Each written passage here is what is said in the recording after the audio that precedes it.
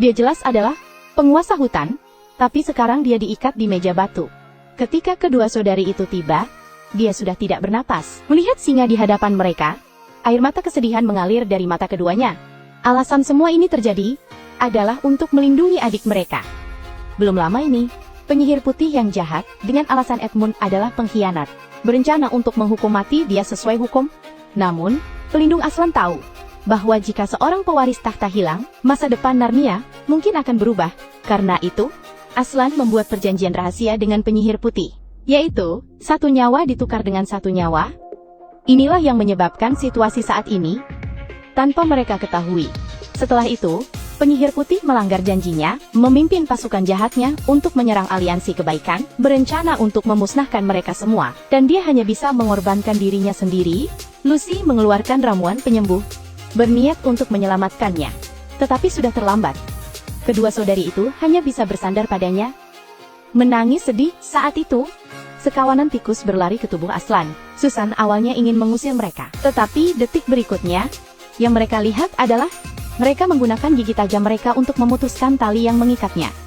Begitulah, keduanya tertidur di atas tubuh Aslan dengan sedih sampai fajar menyingsing. Baru kemudian mereka dengan enggan bersiap untuk pergi.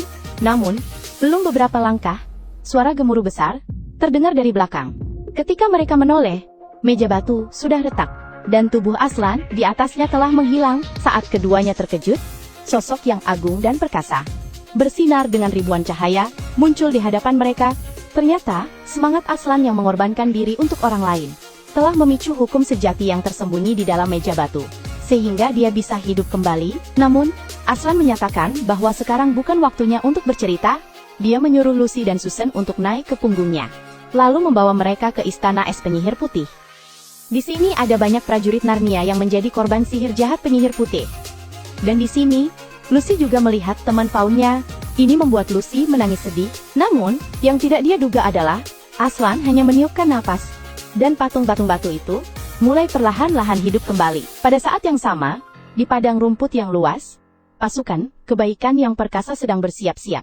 Detik berikutnya, Aslan membawa kembali informasi penting. Pasukan gelap penyihir putih telah berkumpul dan sedang menuju ke sini.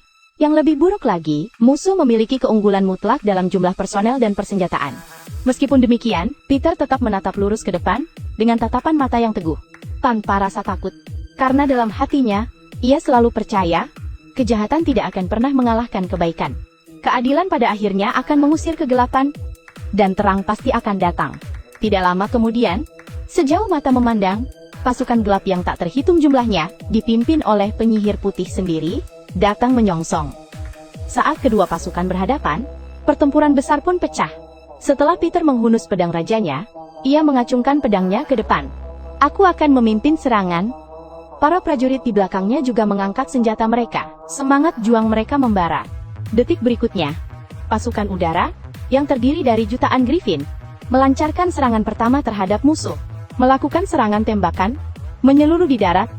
Pasukan gelap besar itu langsung terpukul mundur tanpa daya. Melihat saat yang tepat telah tiba, Peter memimpin serangan ke depan. Semua orang mengikutinya dari belakang. Terlihat para prajurit di barisan depan mengangkat tombak panjang mereka secara horizontal.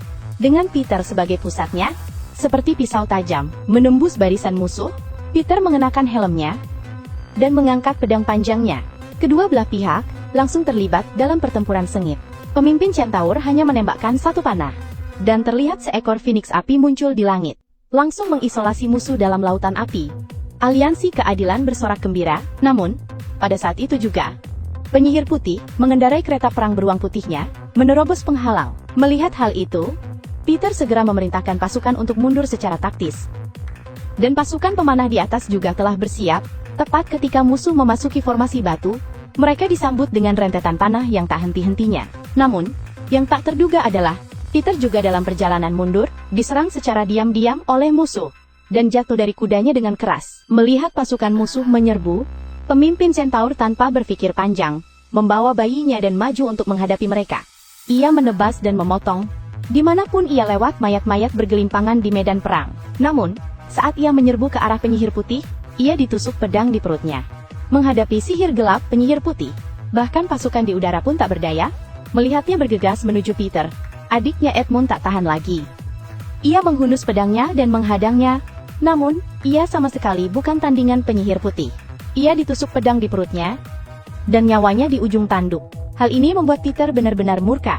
Namun, meskipun begitu, ia tetap bukan tandingan penyihir putih. Saat ia hampir terbunuh, pada saat kritis itu, Aslan dan pasukannya tiba, di bawah tatapan ketakutan penyihir putih. Aslan menyelesaikannya dengan satu gigitan. Dengan kedatangan bala bantuan, pertempuran pun mendekati akhir. Namun, Edmund saat itu, sudah sekarat. Lucy segera mengeluarkan ramuan bunga api yang dapat menyembuhkan luka apapun. Hanya setetes, dan nyawanya terselamatkan. Keempat bersaudara itu berpelukan erat. Pertempuran berakhir. Semua orang tiba di cair Paravel yang megah, di dalam istana yang agung dan megah. Keempat bersaudara itu akan segera dinobatkan sebagai raja dan ratu. Mereka mengenakan pakaian kerajaan, dan berjalan menuju takhta di depan, di tengah barisan centaur yang khidmat, pantai timur yang berkilauan, milik Ratu Lucy. Penjelmaan keberanian. Hutan barat yang luas dan megah, milik Raja Edmund. Penjelmaan keadilan. Matahari selatan yang bersinar, terang, milik Ratu Susan. Penjelmaan kasih sayang. Dan terakhir, langit utara yang cerah, milik Raja Peter. Penjelmaan keagungan. Penobatan selesai. Aslan pergi sendirian, terus menjaga tanah ini, sementara Lucy berdiri di menara kastil, dengan enggan mengantar kepergian Aslan. Waktu berlalu begitu cepat, 15 tahun berlalu dalam sekejap mata. Pada hari itu, keempat bersaudara itu sedang berburu saat melewati sebuah lampu jalan. Sebuah kenangan tak bernama muncul di benak mereka. Kemudian, di bawah pimpinan Lucy, mereka berempat melewati lemari pakaian, dan kembali ke dunia nyata. Namun, yang mengejutkan, dunia di luar seolah-olah berhenti. Akhirnya, mereka berempat saling memandang dan tersenyum,